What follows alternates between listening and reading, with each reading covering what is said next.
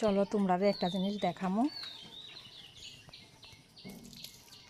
এই দেখো আমরা যে উঠান, এই উঠানটা তো একটু নেচা, আর এই জায়গাটা একটু উঁচা।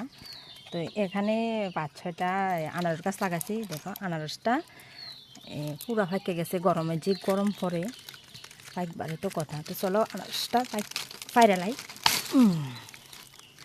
এরই মাটি 2টা আছে, এটা ভাঙিয়ে গেছে গাড়ি।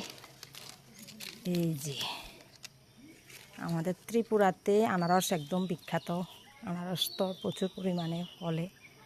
আর এদিকে দেখো আরও আছে আনারস গাছ, এদিকে আরও 3টা আছে আনারস। তো আগেও একটা আসিল, এটা ফাইকে গেছে গাছে, এটা ফাইয়া খাই এলাইছি। আর এখন এটা পাকছে।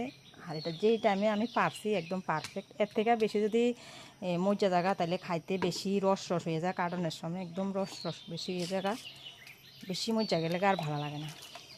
কার কার ভালো লাগে এই দিনে আম কাঁঠাল আনারসের দিনে আনারসটা কার ভালো লাগে? আমার তো খুব ভালো লাগে আনারস।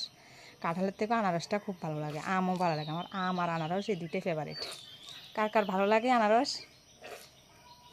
নিজের বাড়িতে অল্প একটু জায়গার মধ্যে লাগাইছি যে 3-4টা গাছ, যাই হোক ফল তো ধরছে। এখন সন্ধ্যাবেলা সবাই অঙ্কুশের বাবা যদি বাড়িতে আইয়ে তখন সবাই মিলে কাটটা খামো।